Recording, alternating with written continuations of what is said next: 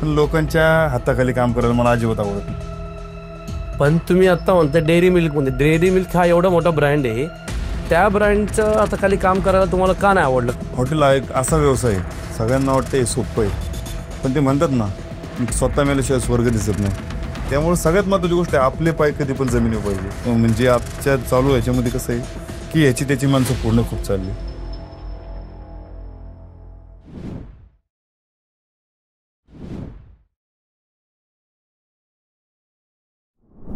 नमस्कार मित्रांनो, तुमचं स्वागत आहे वॉइस ऑफ ड्रीम्स या यूट्यूब चॅनलवरती. आज आपण पाहणार आहोत की हातगाडीपासून केलेला प्रवास आणि आज लाखोचं टर्नओव्हर करणारे आपले गणेश गोडसे यांच्यासोबत. गणेश गोडसेंनी यांच्या व्यवसायाची सुरुवात कशा प्रकारे केली आणि इथपर्यंत कशा प्रकारे पोहोचलेत हे तुम्हाला आता थोडक्यात ते सांगतीलच. नमस्कार, मी गणेश चंद्रकांत गोडसे. मी 2016 सुरुवातीला एक छोटीशी हातगाडी घेतली होती, स्वराज्य लोणीस डोसा, आणि आळंदीमध्ये MIT कॉलेज समोर मी हातगाडी चालवत होतो. एक 6 महिने ते 8 महिन्यापर्यंत मी ती हातगाडी चालवली. आणि हातगाडी चालवत असताना सुरुवातीला मी फक्त 6 ते संध्याकाळी 12 वाजेपर्यंत रात्री चालवत होतो. आणि काय झालं की मग कस्टमर चांगले वाढत गेले. मग कस्टमर वाढत गेल्याच्या नंतर मी एक हेल्पर घेतला सोबत, आणि सकाळी पण हातगाडी चालू करायचो. सकाळी 5ला उठून जायचो, दुपारी 12पर्यंत. आणि ही हातगाडी चालू करून मी चालू झाल्यावरती धंदा पण चांगला व्हायला लागला, सगळ्या गोष्टी चांगल्या व्हायला लागल्या. पण माझी आई म्हणायची, तुला एवढं शिकवलंय मी, तुला इंजिनिअरिंग केलंय, तू एवढा इंजिनियर झालाय, सगळं केलंय, आणि तू हातगाडी चालवतोय. ते तिला बरोबर वाटत नव्हतं. तरी पण मी तिला सांगत होतो की तुला हे काय, मी दुसरं तर काय करत नाही, 2 रुपये घरी कमवतोय, हे तर महत्वाचं आहे म्हणलं. बरोबर. आणि मग मी ह्या गोष्टी करत गेलो.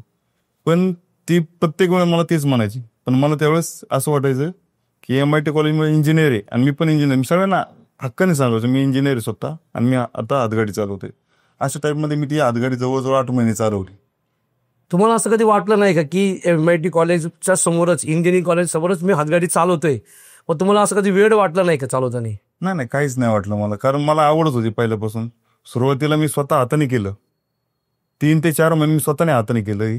लोणी स्पॉइंट डोसा माझा फेमस होता. स्पॉइंट डोसा हा एकदम फेमस होता. मला त्या टाइमला सुरुवातीला स्टार्टमध्ये दिवसाला 1,000 रुपये बाजूला राहायचे. माझा धंदा व्हायचा 2,500 ते 3,000 रुपये. आणि हळूहळू मग मी एक हेल्पर घेतला आणि मग ते काम चालू ठेवलं. पण असं वाटत होतं की बाबा आपण इंजिनियर आहे, हे गोष्ट करतोय, पण आवड होती मला त्या गोष्टीची. त्यामुळे मी सकाळी 5ची शिफ्ट पण चालू केली, सकाळची शिफ्ट पण चालू केली, संध्याकाळची शिफ्ट पण चालू केली. आणि लोणी स्पॉन्ज डोसा हा तर साऊथ इंडियन फूड आहे आणि तुम्ही महाराष्ट्रीयन, हे कसं काय तुम्ही जुळून घेतलं? बरेच दिवस झालं होतं की बाबा मी पुण्याला गणपती पाहायला येत होतो, आणि गणपती पाहायला आल्यावरती ज्यावेळेस मी पाहिलं त्या हातगाडीवरती गर्दी, म्हणजे लहानपणापासून मी बघत होतो की गणपतीला गेलं की ते पाहायचो. आवड निर्माण होत होती की स्वतःचं काहीतरी आपलं पाहिजे. म्हणून ह्या येतो मी सुरुवातीपासूनच मी 10वी झाल्याच्या नंतर मी कॉलेज पण करणार नव्हतो. मी एक चायनीजचा गाडा टाकणार होतो. पण हळूहळू म्हणजे एक आत्याचा मुलगा आहे माझ्या, आत्याच्या मुलाने मला सांगितलं नाही असं असं असतं, त्याचं ॲग्रिकल्चर झालं. मी ॲग्रिकल्चरला फॉर्म भरला होता ॲक्च्युअलमध्ये. पहिली लिस्ट लागली, माझा ॲग्रिकल्चरला माझा नंबर लागला नाही. दुसरी लागली, माझा नंबर लागला कराडमध्ये ॲग्रिकल्चरला. पण त्यामध्ये मी फूड टेक्नॉलॉजीचं कॉलेज भरलं होतं, हे मला पण माहीत नव्हतं, कारण त्यावेळेस मला माहिती पण नव्हतं एवढं काय असतं, काय फूड टेक्नॉलॉजीबद्दल माहीत नव्हतं 2012 पण माझा तिसरीला जो लिस्ट आली त्यावेळेस नंबर लागला माझा. तो नंबर माझा लागला चिपळूणला, SP college of food technology. मग आता शेवट आता 4थ्या लिस्टला नंबर लागन का नाही लागन ह्याची मला भीती होती. त्याच्या मुलावरून मी बोलणं केलं की बाबा हे असं आहे. तो मला नाही, आपण बघून येऊ कॉलेज चिपळूणला. जूनचा महिना होता, वातावरण इतकं फ्रेश, धबधबे, पाऊस, तो घाट, कोकण. मी त्याच्यावरतीच भळून गेलो. म्हटलं आता आपल्याला कॉलेजला घ्यायचं ते इथंच घ्यायचं. मग अशामुळे मी फूड टेक्नॉलॉजी कॉलेजला तिथं ॲडमिशन घेतलं. चिपळूणमध्ये तुम्ही ॲडमिशन घेतलं आणि त्यानंतर तुमचा प्रवास कसा झाला? मी ॲडमिशन घेतल्यानंतर पहिलं वर्ष मला खूप हार्ड गेलं तसं, आणि कारण कळत नव्हतं नक्की काय चाललंय काय नाही. आणि गेल्यावरती पहिले 2 महिने वाटलं की बाबा घरची आठवण येते. 2 महिन्यानंतर सेट होऊन गेलो मी, आणि मला तिथली ओढ निर्माण झाली. आणि ओढ निर्माण झाल्याच्यानंतर काय झालं, मी ते फूड रिलेटेड असल्यामुळे मी काय केलं, त्याच्यामध्ये वाहून घेतलं. आणि त्यानंतर मग मित्र भेटत गेले, सगळं कॉलेजमध्ये रिलेशन एकदम छान झालं. इव्हन हे पण सांगतो तुम्हाला की कॉलेजमध्ये फूडचं असल्यामुळं आम्हाला एक हे प्रोजेक्ट असतो की तुम्ही एक नवीन प्रोजेक्ट तयार करावा लागतो, तुम्हाला एक नवीन फूड तयार करावं लागतं. तर बाकीच्यांनी केक बनवली, कुणी काय बनवलं, कुणी काय. तुम्ही त्यावेळेस एक तुळशी शेव म्हणून बनवली, तुळशीची शेव. आणि शेवचं काय केलं की बाबा तुळशीची पावडर केली आणि शेवमध्ये मिक्स करून दिली. आमच्या कॉलेजमध्ये सगळ्यात जास्त खप जर झाला असेल ना तर माझा झाला होता. आणि दुसरी बनवलं होतं मी एक पालक स्टिक्स, पालकाच्या स्टिक्स बनवल्या होत्या. तर आम्हाला एक प्रोजेक्ट असतो की बाबा 500 किलो तुम्ही तुळशी शेव बनवायची आणि 500 किलो तुम्ही पालक स्टिक्स बनवायच्या. मी 500 किलो लोकांना वैतागायचं होतं बाकीच्यांना ते विकण्यामध्ये. आम्हाला ते बनवायचं असतं आणि ते विकायचं पण असतं. तर माझं 8 दिवसाच्यात सगळं संपलेलं होतं, म्हणजे एवढं लोकांना आवडलं होतं. आणि या व्यतिरिक्त 26 जानेवारीला एक लाडू वाटण्याचा कार्यक्रम असतो. सर चालता चालता मी सरांना बोललो, सर कशाला बाहेर देतो लाडू, मी बनवून देतो. मी ज्युनियरला घेऊन अख्ख्या 1200 विद्यार्थ्यांना स्वतः लाडू बनवले होते मी 26 जानेवारीला.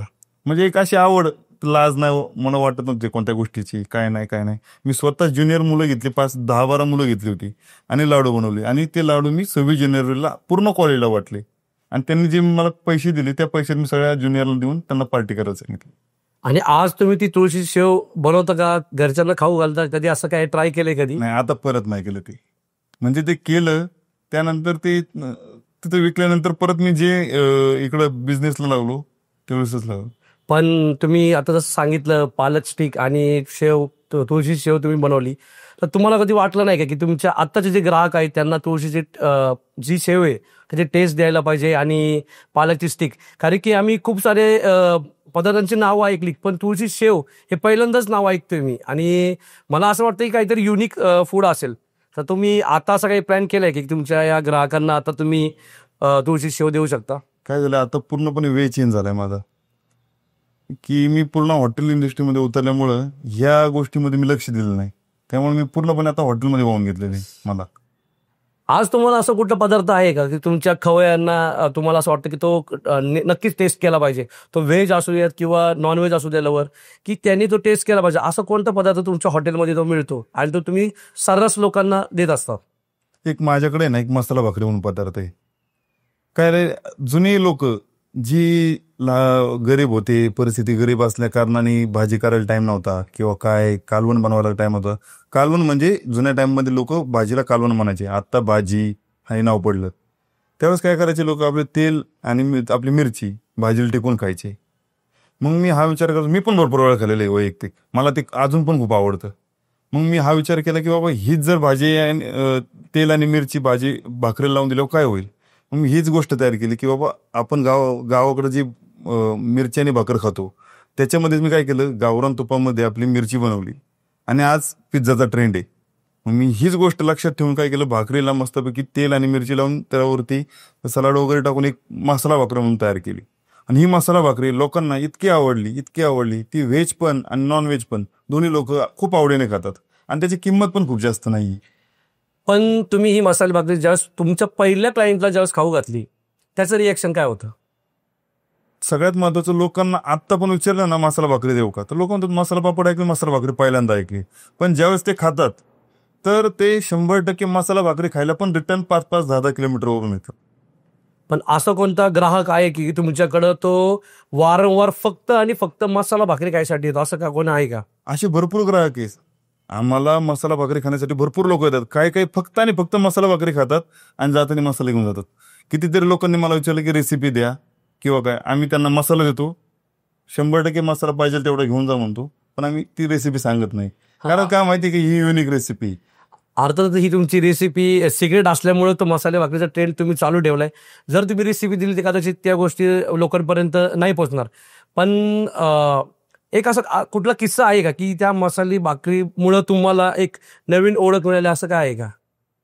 ह्या मसाला भाकरी आमच्या इथे आपले दंगेकर साहेब आले होते, रवींद्र दंगेकर, जे आता माझे आमदार आहे. हे आले होते. यांना मी ज्यावेळेस मसाला भाकरी दिली, त्यांनी मला स्वतः त्यांच्या बायकोला फोन लावून दिला आणि त्यांनी मला स्वतः सांगितलं की बाबा माझी बायको ज्यावेळेस आम्ही गरीब परिस्थितीत होतो त्यावेळेस ही मसाला भाकरी आम्ही ही चटणी आणि भाकरी खायचो. त्यांनी मला स्वतः फोन लावून दिला आणि म्हटलं की यांच्यासोबत बोल म्हणून. त्यांनी मला सांगितलं तुम्ही जुनी आठवण मला काढून दिली की आमच्या दंगेकर साहेबांना ही भाकरी खूप आवडती. म्हणजे तुमच्या मसाले भाकरीच्या पाठीमागची स्टोरी प्रत्येकाने अनुभवलेली आहे की गरीब परिस्थितीमध्ये असताना मसाला भाकरी चटणीवरती दिवस कसे काढायचे. पण तोच तुम्ही ट्रेंड म्हणजे जी गरिबी होती त्याचा ट्रेंड तुम्ही आज नवीन केलेला आहे. म्हणजे यामधनं जाणवते की तुम्हाला गरिबीचे कुठल्याही प्रकारची लाज नाही किंवा तुम्ही वेगळा विचार करत नाही आणि त्याच गोष्टीचा तुम्ही विचार करून आज हा ट्रेंड पुढे आणलेला आहे. या व्यतिरिक्त कुठला पदार्थ आहे की तुम्ही जो अजून खवय्यांना देऊ शकता? आत्ता चिकन रान बहुतेक सगळ्याच हॉटेलमध्ये मिळतात, पण आमच्याकडं हेच चिकन रान सेम त्या घरगुती बनवलेल्या मसाल्यामध्ये आणि गावरान तुपामध्ये देतो. त्यामुळे मसाला भाकरीला जो मसाला आहे तो मसाला आम्ही चिकन रानला लावल्यामुळं आमच्या रानची टेस्ट खूप वेगळी झालेली आहे. आणि हे रान आता खूप प्रसिद्ध झालेलं आहे आमचं रान. ओके, म्हणजे तुमचे मसाले भाकरी आणि रान हे कॉम्बिनेशन तुम्ही एका मसाल्यामधूनच केलेलं आहे. त्यामुळे दोन्हींची चव तुम्हाला एक रस्टिक आणि गावरान पद्धतीची मिळणार आहे. आणि यातनं तुमचा आज आणि याच्याही व्यतिरिक्त आज तुम्ही जो हा प्रवास केलेला आहे की सुरुवातीला तुम्ही सांगितलंय की एक लोणी स्पॉन्ज डोसाची आगगाडी घेऊन तुम्ही बिझनेस स्टार्ट केला आणि आज लाखोचा टर्नओव्हर करताय. तर या ठिकाणी तुम्हाला येऊन कुठलं फिलिंग्स आहे की प्रत्येक उद्योजकांनी याचा विचार केला पाहिजे की हॉटेल व्यवसाय चालू करताना कुठल्या कुठल्या गोष्टीचा त्यांनी विचार करून हॉटेल चालू केलं पाहिजे? हॉटेल हा एक असा व्यवसाय आहे, सगळ्यांना वाटतं सोपं आहे, पण ते म्हणतात ना स्वतः मेल्याशिवाय स्वर्ग दिसत नाही. हॉटेल व्यवसायाला जर तुम्हाला एखादी गोष्ट वारंवार तीच गोष्ट करण्याची तुमची ताकद असेल, म्हणजे हॉटेल हा व्यवसाय असा आहे की तुम्हाला तिथं कमीत कमी 10 ते 12 तास तुम्हाला काम करणं आहे, पण ते काम तुम्हाला प्रत्येक वेळी तेच तेच काम करावं लागतं. असं नाही की वेगळं आहे काय, तुम्हाला कस्टमर सांभाळणे तेच काम आहे, तुम्हाला डिश प्रिपरेशन हे सगळे काम आहे. पण यामध्ये तुम्हाला फक्त तुमचा माइंडसेट असा पाहिजे की जेणेकरून तुम्ही 12 तास तेच काम तुम्हाला परत रिपीट करायचंय, तरच ते सक्सेस आहे. आणि सगळ्यात महत्वाची स्वतःला आवड पाहिजे त्या गोष्टीची. आणि या व्यवसायामध्ये सगळ्यात महत्वाची गोष्ट, तुम्ही जोपर्यंत लोकांबरोबर बोलत नाही, लोकांबरोबर चर्चा करत नाही आणि जोपर्यंत तुम्हाला लोकांमध्ये जायला आवडत नाही, तोपर्यंत हा व्यवसाय सक्सेस नाही.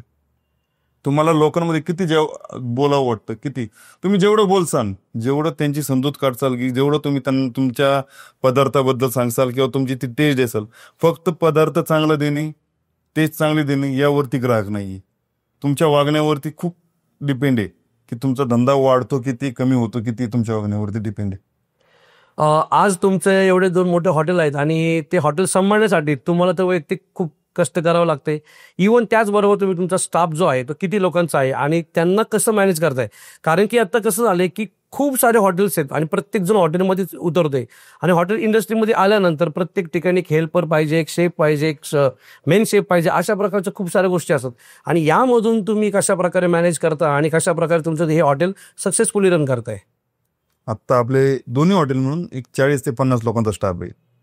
सगळ्यात महत्वाचं ते एक आपण म्हणतो ना परीक्षा आहे, ती एक स्टाफ टिकवणे ही खूप मोठी परीक्षा आहे. पण यामध्ये काय महत्वाचं माहिती का, की जे स्टाफ असतो त्यांच्या गरजा खूप छोट्या आहे. त्यांना टायमाला ते थोडं पेमेंट देणं गरजेचं आहे. त्यांना टायमाला त्यांच्याबरोबर बोलणं, हसणं, खेळणं. तुम्ही त्यांच्यावर चिडा, रागवा, पण ते कामापुरतं. पण तुम्ही जर फॅमिली म्हणून किंवा एक टीम म्हणून जर काम केलं तर ते तुम्हाला शेवटपर्यंत सपोर्ट करतात. आज 7 वर्ष झालं माझ्याकडे एकच शेफ आहे आणि तो अजून पण मला सपोर्ट करतो. त्यामुळे मला स्टाफमुळं माझं हॉटेल चतुर्थी सोडून आजपर्यंत कधीच बंद नाही. महिन्याची चतुर्थी सोडली ती माझं हॉटेल किंवा स्टाफ नाहीये, हे नाहीये, ते नाही म्हणून हॉटेल कधीच बंद नाही झालेलं. पण एवढी गोष्ट आहे की तुम्ही एक स्वतः शक्तिमान नाही बोलू शकत. गरज टीमची असती. प्रत्येक टीमने त्यांची कर्तव्य जर व्यवस्थित पार पाडली तर हे एकदम सुरळीतपणे काम होतं. पण ही सगळ्यात महत्वाची गोष्ट, हे म्हणजे आजच्या चालू याच्यामध्ये कसं आहे की याची त्याची माणसं फोडणं खूप चालली.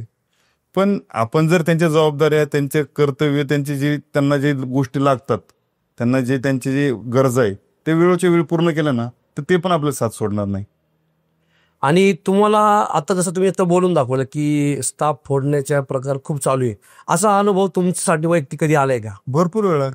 आत्ता काय होतं की जी नवीन मुलं आलेत, आत्ता जे वेटर म्हणून आलेत, त्यांचं कसं असतं की बाबा 2 रुपये वाढले की ते लगेच पुढे जाऊन हेल्पर म्हणून आलेले लोक लगेच 2 रुपये वाढले की पुढे वेटर म्हणून जातात. मग ह्याच्यामुळे जी नवीन लोक आहे ना ती चाल ढकल होत असते, एकदा गेला आला.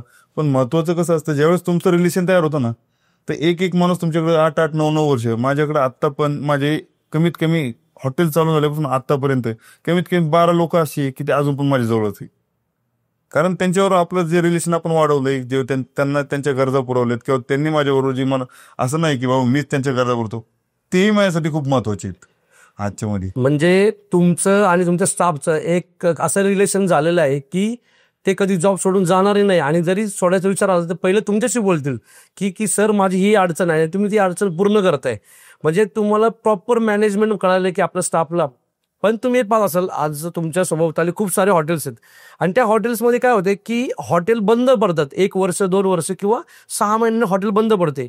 याचं रिझन काय वाटतं तुम्हाला, आणि तुम्ही काय सल्ला देणार हॉटेल व्यावसायिकांना की स्टाफ कशा प्रकारे आपण थांबवू शकतो आणि कशा प्रकारे तुमचा बिझनेस बंद होण्यापासून तुम्ही वाचवू शकता? कसं आहे, लोकांना असं वाटतं की बाबा माझं जेवण एवढं चांगलं आहे, एवढं छान जेवण देतोय मी, एवढी क्वालिटी देतोय, पण माझं हॉटेल चालत का नाही? हॉटेलचं जेवणच चांगलं असणं फक्त महत्वाचं नाही, तुम्ही त्यांच्याबरोबर त्याची तुमची स्वच्छता किती आहे, तुम्ही त्यांना तुमची सर्व्हिस देताय कशी, हे पण त्याचे खूप गरजेचं आहे. चालणारा धंदा अचानक बंद कधीच होत नाही, तो तुमचा हळूहळू हळूहळू करून बंद होतो, पण ते आपल्याला लक्ष देत नाही. आपण त्या वेळेमध्ये असतो, पण ज्यावेळेस तुमचं पूर्ण लक्ष असेल आणि तुम्ही ते बारीक बारीक छोट्या छोट्या गोष्टी जर लक्ष ठेवत गेलं तर ते धंदा कधीच बंद होणार नाही. पण याच्यामध्ये सगळ्यात महत्वाची गोष्ट आहे स्वच्छता, सर्व्हिस आणि टेस्ट. ही ती जी 3 गोष्टी या जर तुम्ही पाळल्या तर तुमचा धंदा कमी कधीच होणार नाही. पण यामध्ये सगळ्यात महत्वाची गोष्ट अशी येते की आपलं जर लक्ष स्वतःचं असेल आणि आपण जर ते लक्ष जर काढलं तर याच्यामध्ये 100% आपण डाऊनफॉल होतो आपला. ओके, म्हणूनच हे सर्व हॉटेल बंद होण्याचं कारण हे सगळं असू शकतं.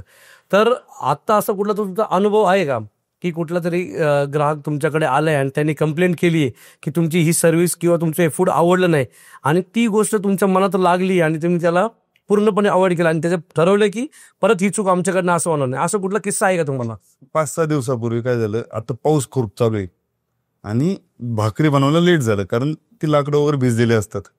तो कस्टमर फक्त भाकरी लेट गेल्यामुळे इतका चिडला, त्यावेळेस तो मला माझ्यावरती रागून बोलला डायरेक्ट की बाबा हे काय आहे, खोरं आहे, तुम्ही जे रील्स टाकतात हे रील्सवरती वेगळे आणि तुम्ही इथे ॲक्च्युअलमध्ये वेगळे देतात.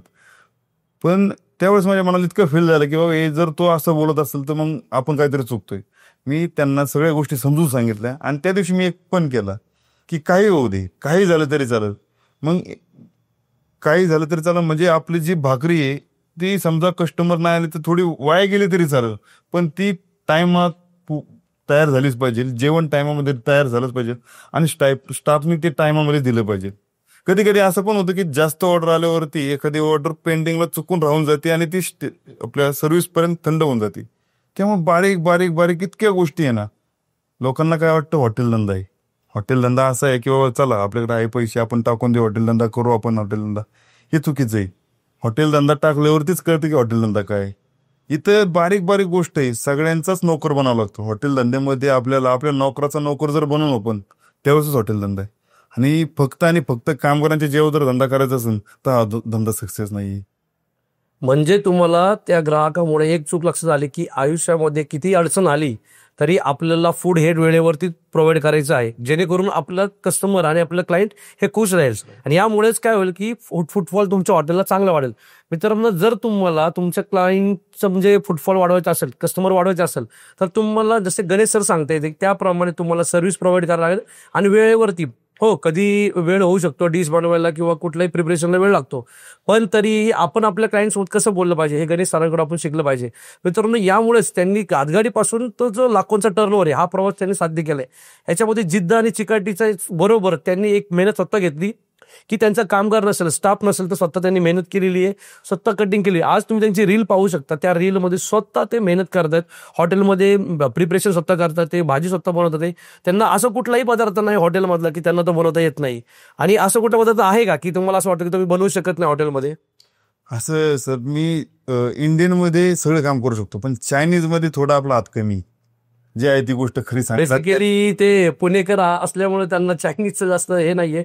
पण मित्रांनो, इंडियन फूड पूर्णपणे बनवलं, कारण की जर कुठलाही शेफ सोडून गेला किंवा काही कारणामुळे तो इथं नसेल तरी त्यांचं हॉटेल बंद पडणार नाही. म्हणजे याचा अर्थ असं सांगताय तुम्ही की प्रत्येक हॉटेल व्यावसायिकाला स्वयंपाक बनवता आलं पाहिजे, आपलं हॉटेल रन करण्यासाठी डिपेंडन्सी नसली पाहिजे. हे तुम्हाला कसं वाटतंय? म्हणजे प्रत्येक हॉटेल व्यावसायिकाला स्वयंपाक आलाच पाहिजे असं नाहीये, पण सगळ्यात महत्वाची गोष्ट काय आहे की बाबा कमीत कमी तुमची रेसिपी जी महत्वाची रेसिपी आहे ना ही तुम्हालाच माहिती पाहिजे. काय होतं की आजची गोष्ट आहे, आज आमच्या हॉटेलमध्ये काळा रस्सा फेमस आहे, पण काळा रस्सा आज हा आचार्य आला की किती आपण काही जरी लोकांच्या गरजा पूर्ण केल्या तरी एक वेळ अशी येते की आपण एखाद्या आचार्यावरती डिपेंड नाही राहू शकत. कोणत्या आचार्यावरती तो आज ना उद्या जाणार आहे, परत नवीन येणार आहे, परत तो जाणार आहे, परत तो नवीन येणार आहे. पण त्या टायमामध्ये आपला जो रस्सा आहे, आपली जी मेन रानचा मसाला आहे, हा चेंज कधीच नाही होणार. याच्यासाठी माझी जी रेसिपी ती मी स्वतः करतो. काळा मसाला हा प्रकार असा आहे की रोज सकाळी गेले की मी स्वतः मारतो आणि स्वतः बनवलेला रस्सा, एकदा मारलेला रस्सा मी परत पूर्णपणे रोज मारल्यामुळे तो तीच चव आणि तीच क्वालिटी आजपर्यंत टिकून. नुकतंच आता आम्ही तुमची टॅगलाईन ऐकली आहे की टॅगलाईन असं होते की पुण्याचं पॅटर्न आणि बोलाई मटण, आणि आम्ही तर सगळीकडं फक्त डवारा मटण ऐकलंय. तुमच्या इथं बोलाई मटणची काय आहे नक्की? बोलाई मटण हे काय असतं? काय झालं, एक पुणे जिल्ह्यामध्ये हवेली तालुक्यामध्ये आहे ना, एक वाडे बोलाई नावाचं गाव आहे. इथे आहे ना एक बोलाई मातेचं मंदिर आहे आणि आसपासच्या परिसरामध्ये जेवढे लोक राहतात म्हणजे आसपासच्या गावांमध्ये ते या बोलाई मातेला खूप मानतात. तर या देवीला एक मेंढीचा नैवेद्य दाखवला जातो. त्यामुळे इथं आसपास राहणाऱ्या सर्व परिसरामध्ये लोक आहे ना फक्त मेंढीचं मटण खातात, बोकडाचं मटण खात नाही. मग ही जुनी परंपरा आहे, ती पडत आलेली आहे. त्यामुळे त्या परंपरेनुसार आता आम्ही सगळे, मी स्वतः पण बोकडाचं मटण अजिबात त्याला आम्ही हात पण लावत नाही. असं म्हणलं जातं की बाबा बोकडाचं मटण जर आपण हात लावलं तर पुरळ उठतात वगैरे उठतं आणि याच्यासाठी जर ते त्वचेचं काय हे झालं तर आम्हाला ते बोलाई मातेच्या पाया वगैरे पडल्यावरती होऊन जातं. ही एक परंपरेनुसार चालत आली. त्यामुळे लहानपणापासून बघत आलो, त्याच्यामुळे आम्ही बोकडाच्या मटणाला हात लावत नाही. पहिल्यापासून ते आत्तापर्यंत फक्त आणि फक्त मेंढीचं मटण आम्ही खातो. त्यामुळं आमच्या हॉटेलमध्ये फक्त आणि फक्त मेंढीचं मटण भेटतं. पण आता काय झाले, आत्ता ट्रेंड चालू झालाय की ढवारा मटण. हे ढवारा मटण म्हणजे काय की बाबा आम्ही काय करायचो, जत्रेमध्ये पूर्ण बकरू कापून पूर्णचे पूर्ण बकरू आपण रश्श्यामध्ये शिजवलं, त्याचा जो अर्क असतो हा अख्खा रश्श्यामध्ये उतरला जातो. त्याचं सर्व अर्क रश्श्यामध्ये उतरल्यामुळे त्याची जी टेस्ट येते ती टेस्ट म्हणजेच आपण एकदम घरगुती जत्रेमध्ये जेवतो ना ती टेस्ट असते. आणि आत्ता काय झालं की आत्ता लोकांना जे आता हे जंक फूड खाऊन वैतागलेत लोक, त्यामुळे आता बहुतेक वर्ग चुलीवरची भाकरी, चुलीवरचा रस्सा ह्याच्याकडे वळालेत. पण आता आपण पण ती गोष्ट पाहिली पाहिजे. त्यामुळं आम्ही काय केलं की बाबा ढवाराच्या ऐवजी बोकडाच्या ऐवजी बोलायचा मटणाचा आम्ही चालू केले. ढवारा मटण थाळी बोलायची फक्त, आम्ही बोकडाचं मटण चालवत नाही. आणि ही थाळी आत्ता आपल्या इथं नुकतीच चालू झालेली, 1 महिन्याभरापूर्वी चालू केली. पण एवढा चांगला प्रतिसाद भेटलाय मला, आज खूप चांगला प्रतिसाद भेटलाय मला आणि लोक आवर्जून खायला येतात. सगळ्यात महत्वाची गोष्ट सांगायची ही आहे की बाबा ही प्रोसेस आहे आणि ही प्रोसेसने जर आपण ती गोष्ट केली म्हणजे आपण जे म्हणतो संस्कृती आणि परंपरा म्हणजे काय की आपण जी जुनी लोक ज्या पद्धतीने बनवत होती त्या बनवण्याच्या पद्धतीमुळे त्या भाजीला टेस्ट आलेली. आता काय बाकीच्या हॉटेलमध्ये काय चाललंय की बाबा एकदाच मटण आणतात, कुकरमध्ये बॉईल करतात, थंड करायला फ्रीजमध्ये ठेवणार, जशी ऑर्डरने 4-5 पीस घेतले आणि बनवले. सुरुवातीला हेच आत्तापर्यंत सगळीकडे चालतं. पण आता ही परंपरेनुसार जर मी प्रोसेस चालू केली, जेव्हापासून मी अख्खं बकरू पूर्णपणे त्या रश्श्यामध्ये चुलीवरती त्या काळ्या मसाल्यामध्ये बनवतो आणि पूर्णपणे त्याला रस्सा तयार झालेला जो अर्क उतरून जो रस्सा तयार होतो, 1 नंबर रस्सा तयार होतो. मी म्हणतो असं नाही, तुम्ही स्वतः या, स्वतः खाऊन बघा एकदा, तुम्हाला त्यावेळेस कळेल की नक्की काय प्रकार आहे. म्हणजे पूर्वी आपण जे हॉटेलमध्ये फूड किंवा चिकन वगैरे खायचो किंवा मटण खायचो की यांच्या म्हणण्याप्रमाणे ते ऑलरेडी बॉईल करून फ्रीजमध्ये ठेवलेलं असायचं. म्हणजे आत्ता जे डायरेक्ट शिजवून आपल्याला ताटामध्ये मिळते, म्हणजे हे आरोग्याला नक्की फायदेशीर आहे. म्हणजे पूर्वी जे आपण ग्रेव्ही म्हणतो की ग्रेव्ही तुम्हाला पण माहिती आहे की 2-3 दिवसापासून रेडी करून ठेवलेली असते आणि ते आपण घेतोय.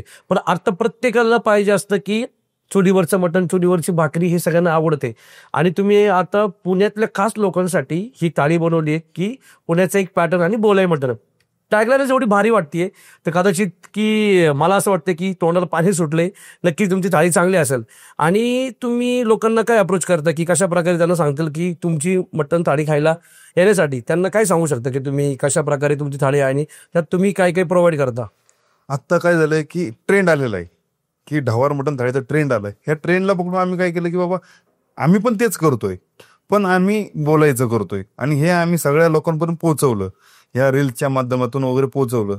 त्यामुळे आम्ही ह्या थाळीमध्ये काय देतोय की अनलिमिटेड पीस, अनलिमिटेड रस्सा आणि आळणी भात. आळणी भात पण हा प्रकार असा आहे की बाबा जो इंद्रायणी राईस आहे, आपण काय करतो घरी इंद्रायणी राईस आपण पाण्यामध्ये, नॉर्मल पाण्यामध्ये शिजवून खातो. आम्ही हाच इंद्रायणी राईस जे बॉईल केलेलं मटणाचं आळणी सूप असतं पूर्णपणे त्याच्यात शिजवतो, जेणेकरून मटणाचा जो अर्क त्या पाण्यामध्ये उतरलाय आणि त्याच्यामध्ये हा जर भात शिजवला ते आणि गावरान तूप टाकून जर बनवलं तर हा भात एकदम मस्त म्हणतो, त्याला आम्ही आळणी भात म्हणतो. म्हणजे आत्तापर्यंत मला असं वाटतंय मसाले भाकरी, मसाले रान आणि मसाले आळणी भात म्हणजे तुम्ही पूर्णपणे जुन्या काळातल्या गोष्टी आज समोर आणताय आणि आधुनिक युगातल्या लोकांना ते खाऊ घालताय. म्हणजे तुम्हाला याच्या मागचा हेतू काय होता, की तुम्हाला माहिती होतं का की अगोदर अशा प्रकारच्या गोष्टी पुढे ट्रेंडिंगला येतील, किंवा कशामुळे असं वाटलं की ते जुना मसाला किंवा मसाली भाकरी हे ट्रेंड चालवलं पाहिजे? आत्ता काय झालंय, तुम्ही सिटीमध्ये गेले पावला पावलावरती तुम्हाला हॉटेल दिसतात आणि ह्या हॉटेलमध्ये गेलं ना आपल्याला पंजाबी डिशेस हे सगळं हेच दिसतं. लोक वैतागलीत आता. जो आत्ता वर्ग आहे ना तो आता ह्या जेवणाला वैतागला, रोटी, पंजाबी डिशेस, ग्रेव्हीची भाजी ह्याला वैतागलेली. लोकांना आता परत जुनी आठवण निर्माण व्हायला लागलेत की बाबा आपण आता चुलीवरचं खाऊ, चुलीवरच्या भाकरी, चुलीवरचा रस्सा, चुलीवरची आपण बनवलेलं सगळं रस्सा. काल आपण सरळ आणि सोप्या गोष्टीत म्हणू कालवण. मटणाचं कालवण असतं ना, हे मटणाचं कालवण जे जुन्या पद्धतीने आपली आई बनवत होती, आपली आजी बनवत होती, ह्या कालवणाला जी टेस्ट होती तोच टच आम्ही आता हॉटेलमध्ये दिलेला आहे. त्यामुळे काय झालेलं आहे, ह्या टचमुळं लोकांची मागणी आता जास्त प्रमाणात आता रस्स्यासाठी किंवा त्या ढवार मटणसाठी वाढलेली. आणि तर लोक आता आवडीने यायला लागलेली, कारण हे त्यांनी पण खाल्लेलं आहे. असं पण नाही काय किंवा त्यांनी जुन्या काळामध्ये खाल्लेले, पण चालत्या ट्रेंडनुसार आता ते ग्रेव्हीची भाजी डिश वगैरे याच्यामध्ये घुसले होते. पण परत वैतर लोक किती दिवस खाणार ती गोष्ट. आणि आता ह्या आणि ग्रेव्ही आणि रस्सा यामध्ये फरक असा आहे, ग्रेव्ही 4-4, 5-5 दिवस चालती, रस्सा आज बनवला आजच संपलेला असतो, तो दुसऱ्या दिवशी चालत नाही. ढवारा मटण अशी पद्धत आहे की ढवारा मटणची भाजी आज बनवलेली आज संपली तरच ती चालणार, ती तुम्ही दुसऱ्या दिवशी वापरू शकत नाही. त्यामुळं लोक हे करण्यासाठी घाबरतात की पूर्णपणे त्याच्या शिजवायला घाबरतात लोक. का बाबा नाही गेलं तरी संपणार आहे, आपलं वाया जाणार आहे. त्यामुळं लोक रिस्क घ्यायला त्याच्यात घाबरतात त्या गोष्टीला. म्हणजे तुम्हाला असं म्हणायचं की व्यावसायिकांनी रिस्क घेतली पाहिजे. डवारा मटण दिल्यामुळं लोकांना चांगलं अन्न आपण फूड सर्व करू शकतो आणि त्यामुळे आपल्याकडे गिऱ्हाईक येण्याची संख्या वाढू शकते. 100. आणि आता तुम्ही सगळीकडे पाहताय की नाही काही की ट्रेंड चालूच आहे की इकडे या 10 बोकड कापलेत, 2 बोकड कापलेत आणि रस्सा हे टेस्ट करा. तुम्हाला वाटतं का की पुणेकरांनी किंवा कुठल्याही भागातल्या लोकांनी एवढ्या लांब जाऊन त्यांची थाळी टेस्ट केली पाहिजे का? तुमचं वैयक्तिक मत काय आहे? 100% जायला पाहिजे. लोकांनी प्रत्येक ठिकाणी जाऊन चेक केलं पाहिजे की काय आहे नक्की, तिथली पद्धत काय. ढवारा पद्धत ही आपली नाही. आपल्या इथं पद्धत काय आहे, जत्रेचं मटण. पण आज ट्रेंड येतो, ढवारा हा ट्रेंड आहे. ढवारा, कंदुरी, जत्रेतलं कालवण. आपल्या इथं कालवण, रस्सा आणि जत्रा हे आपल्या एरियातलं फेमस आहे. पण आज ट्रेंड धरून जर चाललंच पाहिजे, म्हणून आता ढवाराला लोकांनी प्रत्येकाने गेल्यावरती जर आपण प्रत्येक ठिकाणी गेलो, विशिष्ट ठिकाणी गेलो, तिथलं फेमस खाल्लंच पाहिजे. त्याशिवाय आपल्याला कळत नाही की आपल्या इथं काय भेटतंय आणि तिथं काय भेटतंय.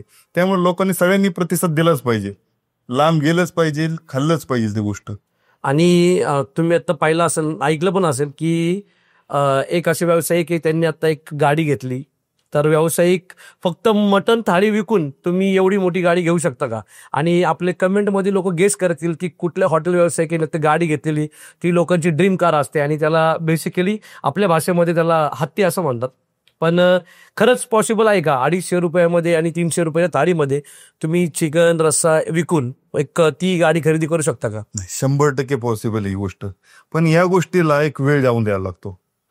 काय म्हणतात त्याला की अंथरून पाहून पाय पसराव, ही गोष्ट खरी. प्रत्येक गोष्टीला वेळ द्यावा लागतो. आज तुम्ही लगेच वरती आलाय आणि ती गोष्ट केली, ज्याला त्याला आवड असते त्यांनी करावी. पण याचा एक फूड फॉलो असतो. लोक जेवढे तुम्हाला वर नेतात ना तेवढेच तुम्हाला खाली नेतात. त्यामुळं आपल्याला गरजेची जी गोष्ट आहे की बाबा आपल्या लोकांना धरून चाललं पाहिजे.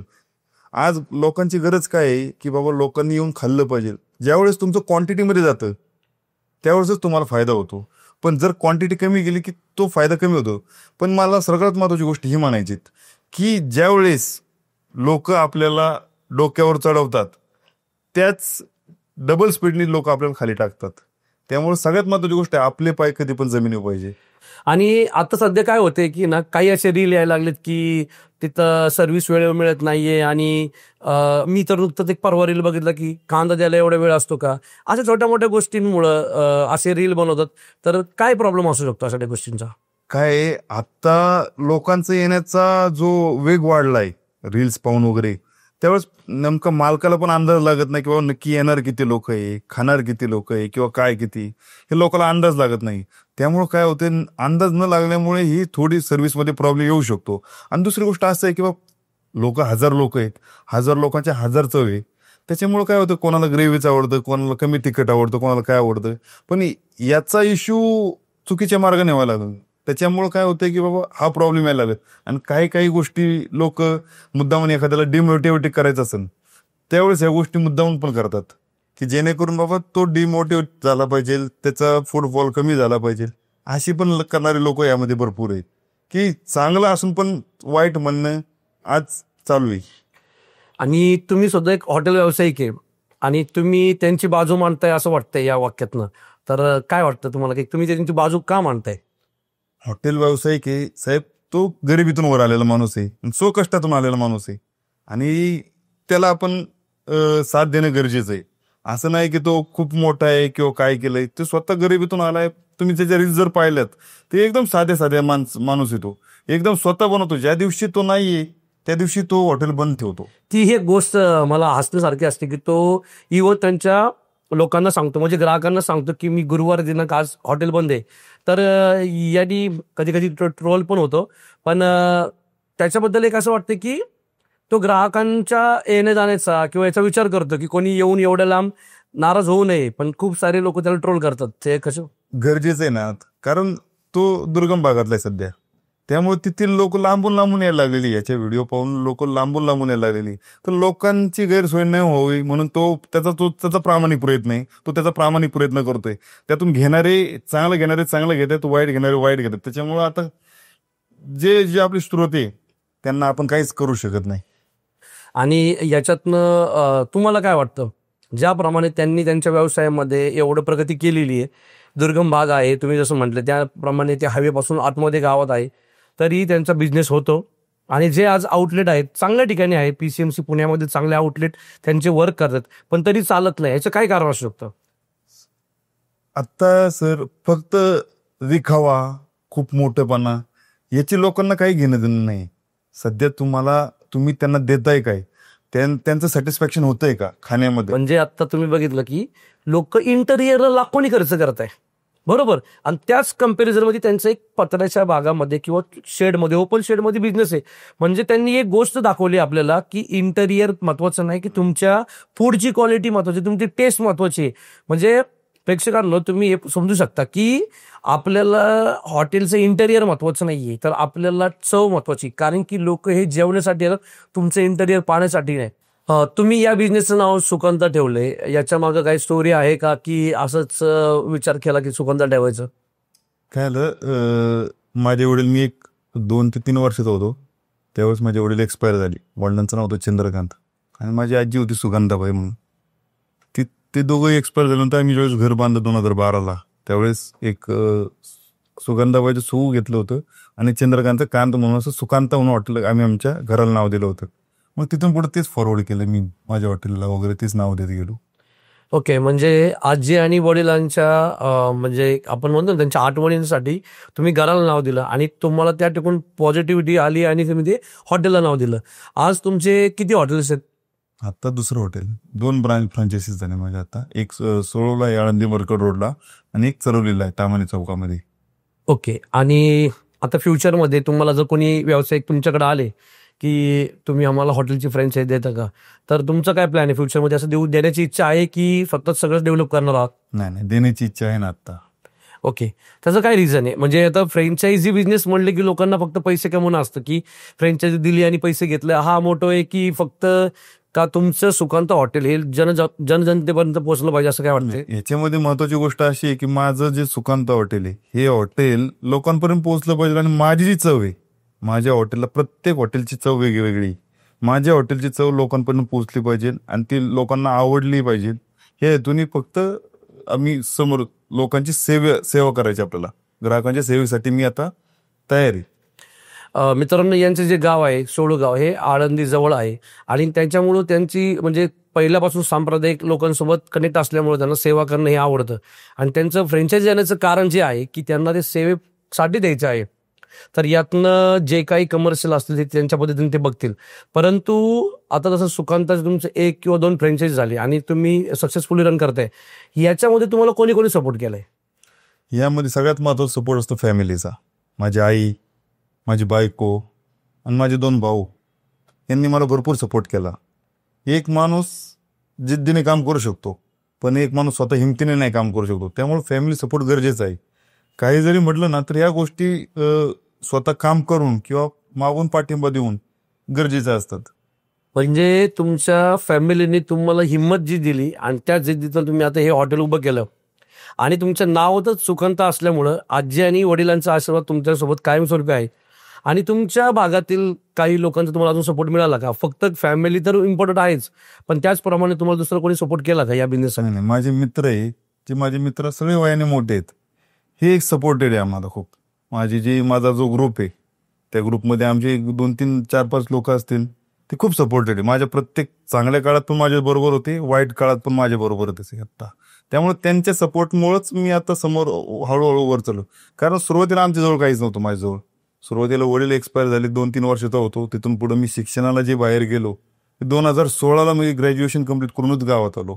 तिथून पुढे मी हळूहळू माझ्या स्वभावामुळे मी माझी ओळख निर्माण करत गेलो.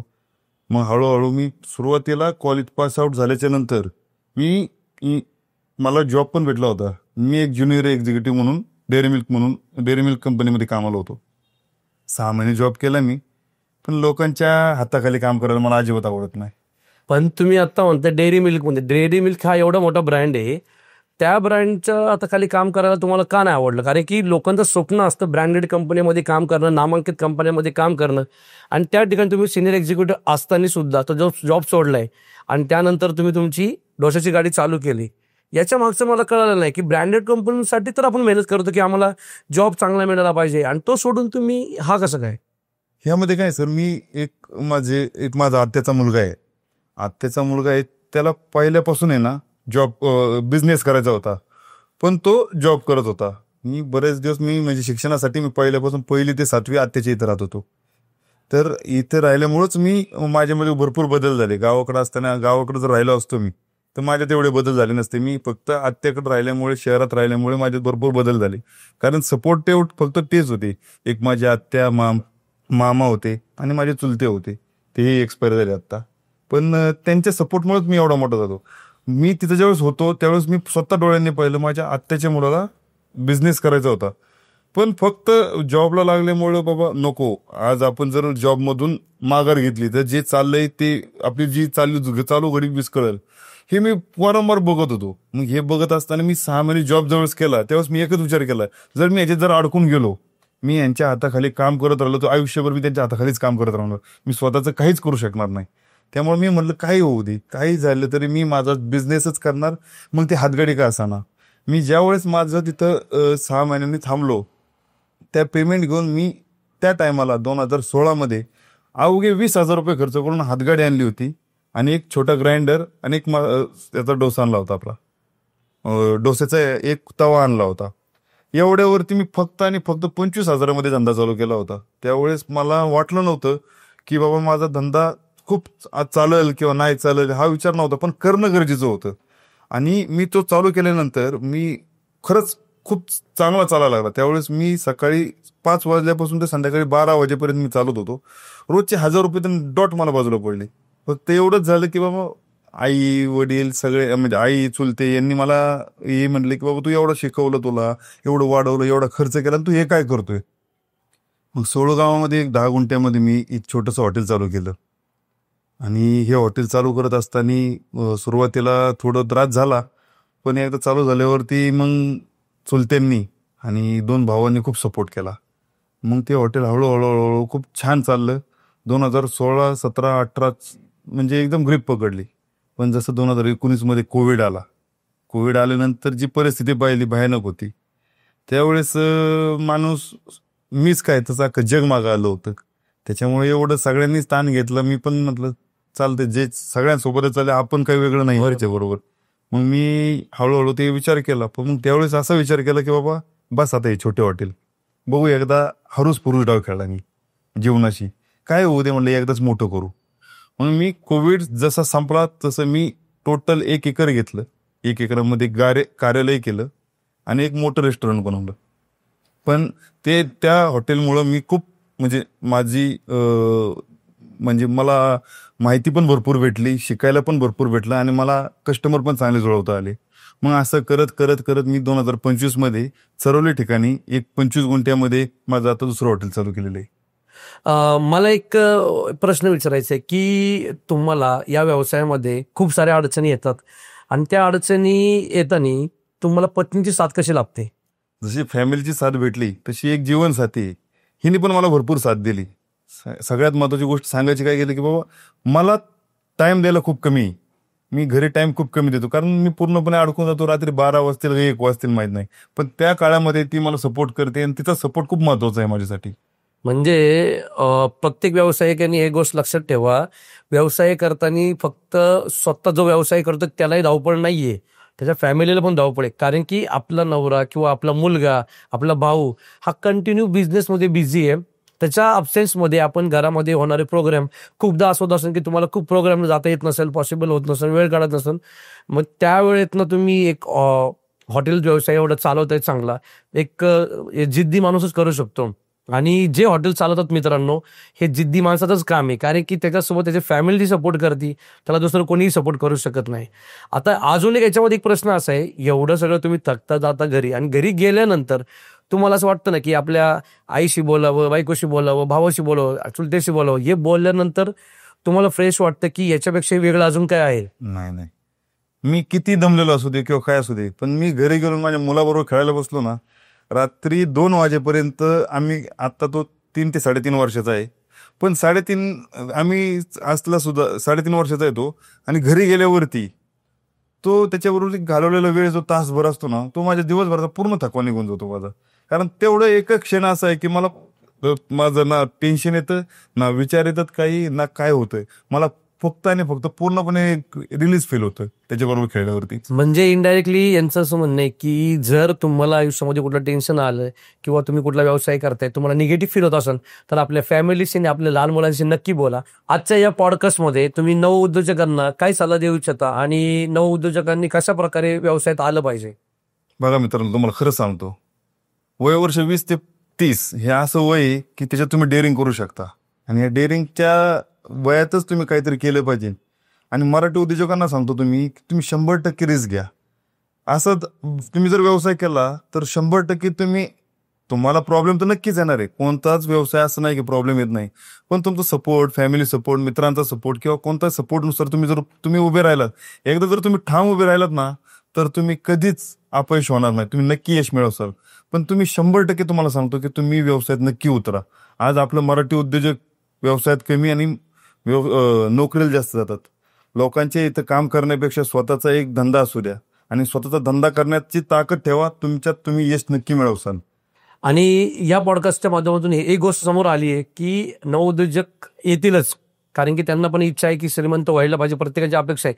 नोकरीपासून खूप लोक दुरावलेले आहेत. आणि आत्ता या पॉडकास्टच्या माध्यमातून मी सांगतो की तुमच्याकडनं जे त्यांना ज्ञान मिळणार आहे की तुमच्याकडनं ज्या काही गोष्टींची माहिती मिळणार आहे, त्यातनं नवउद्योजक समोर येतीलच. आणि त्याचप्रमाणे यांचं सरांचं म्हणणं असं आहे की जर नवउद्योजक पुढे आले, त्यांना आपण जी पण काही हेल्प लागू बिझनेससाठी, हॉटेल इंडस्ट्रीसाठी, ते नक्की करतील. आणि मित्रांनो, व्हॉइस ऑफ ड्रीम्सच्या माध्यमातूनच पॉडकास्ट घेण्याचं कारण आहे की आपल्यातले गरीब किंवा होतकरू उद्योजकांनी समोर आलं पाहिजे आणि त्यांनी भविष्यामध्ये नामांकित झालं पाहिजे. मित्रांनो, हातगाडीचा सुरुवात जो होता 30,000 सुरुवात केली होती आणि आज लाखोचा टर्नओव्हर करणारे गणेश गोडसे आपल्यासोबत आहे. आणि यांच्या माध्यमातून तुम्हाला नवउद्योजकांना माहिती मिळत आहे आणि त्यातूनच तुम्ही तुमचा बिझनेस ग्रोथ करू शकता. कुठल्याही व्यवसायामध्ये तुम्ही या, व्यवसाय चांगल्या प्रकारे कसं करायचा, जिद्द, चिकाटी आणि फॅमिली सपोर्ट हा प्रत्येकालाच पाहिजे. त्याच अपेक्षेवर तुम्ही सगळ्यांनी पुढे या आणि फॅमिलीशी एकदा बोला की व्यवसाय केला पाहिजे, मला व्यवसाय करायचा आहे. आणि त्यातून जे मार्गदर्शन तुम्हाला लागणार आहे, खूप सारे व्यावसायिक आहेत मार्केटमध्ये, ज्यांच्याशी तुम्ही मार्गदर्शन घेऊ शकता. आणि आपल्या चॅनलला सबस्क्राईब करा, म्हणजे तुम्हाला मार्गदर्शन प्रत्येक ठिकाणी मिळत जाईल. जर तुम्हाला या माहिती आवडली असेल, हा पॉडकास्ट गणेश सरांसोबतचा तुम्हाला आवडला असेल, तर व्हॉइस ऑफ ड्रीम्स या चॅनल सबस्क्राईब करा आणि नक्की फॉलो करायला विसरू नका. हा आमच्या इंस्टाग्रामवरती एक चॅनल आहे, सेम व्हॉइस ऑफ ड्रीम्स नावाने, त्याला फॉलो करायला विसरू नका. धन्यवाद.